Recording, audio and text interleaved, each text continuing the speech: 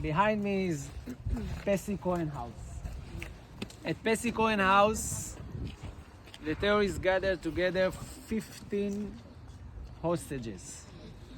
15. At one minute, they decided that they want to negotiate. And they asked someone from the hostages to call the police and tell them that there are 15 hostages inside the house near the dining room, but the police skipped the near. And the last thing we know is that there are hostages inside the dining room. When we got outside, we were looking for days for those who've been in the dining room, and we asked, you've been in the dining room? Who've been in the dining room? And when we got rescued, we also heard the news that the hostages that were in the dining room are safe and they're all rescued. But after almost 3 weeks, even 1 month, the only survivor from that house, Hadas, only one woman that were inside with her husband also, tell the story. But we also knew the story from the other side, from the forces that fought here and also from our forces. And the story is that the squad, Yamam, what we call, the squad were negotiating with the terrorists. And even the terrorist leader, one, went outside the house. But the other just remained with the terrorists. And in one tragic, miserable, and we still don't have the all answers, one decision the chief commander that was here told the tank to shoot on the house. He killed the terrorists, but also the 15 hostages. 14.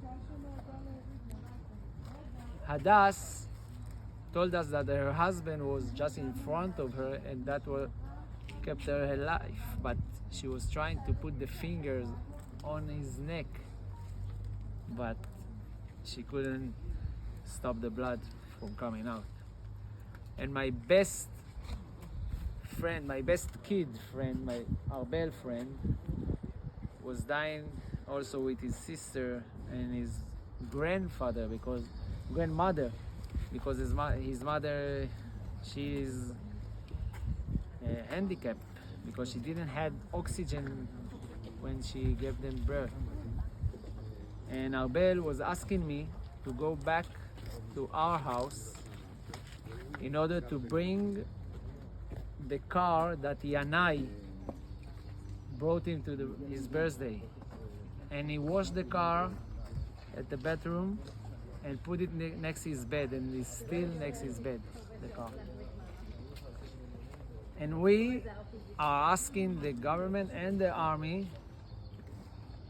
to bring us answers about what happened here in that horrible decision and why they made the decision while the squad war negotiate with the terrorists, and even one got outside.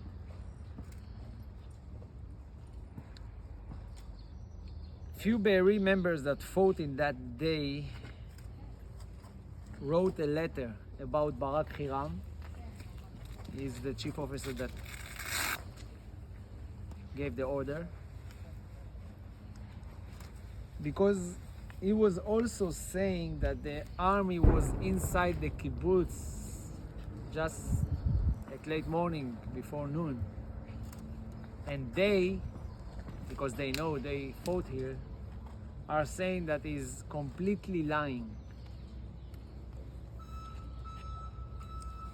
And my friend Yaya, that has severely wounded, and he was one of the survivors from the clinic where Daniel, the doctor, and Amit, the paramedic, and also 3 of our kibbutz members that fought on that day, Tzemach, Eitan Haddad, and Gil Buyum, were killed. And he recorded me his worst nightmare since then. And he's saying, I will let you hear and then I will translate. Listen to that. It's gonna take forever. Oh. Listen.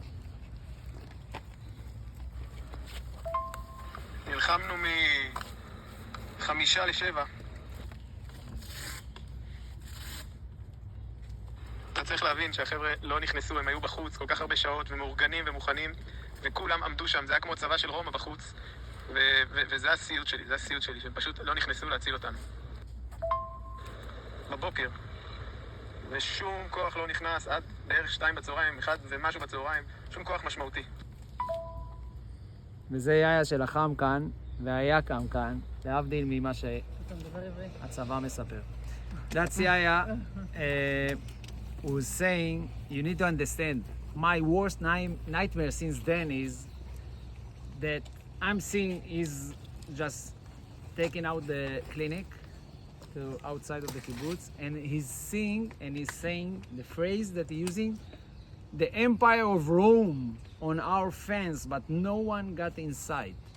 And this is my worst nightmare. He's saying that. I want you to say something. I want to say something just to close. I'm doing that for the last 2 months. I'm also working and I'm also sitting in a panel in Channel 12. It's really important for us to tell the story, the family story, the kibbutz story, because 2, 3, 1 month from now, we're gonna take apart and just start to build everything, and we're gonna kill the evidence. My friend is saying, we have everything, we just need the number. And we also feel, and I'm saying that as my feeling, but I can say we, because when we talk about that, we are feeling the hug of the Jewish communities from all over the world, especially from North America, but also from England, from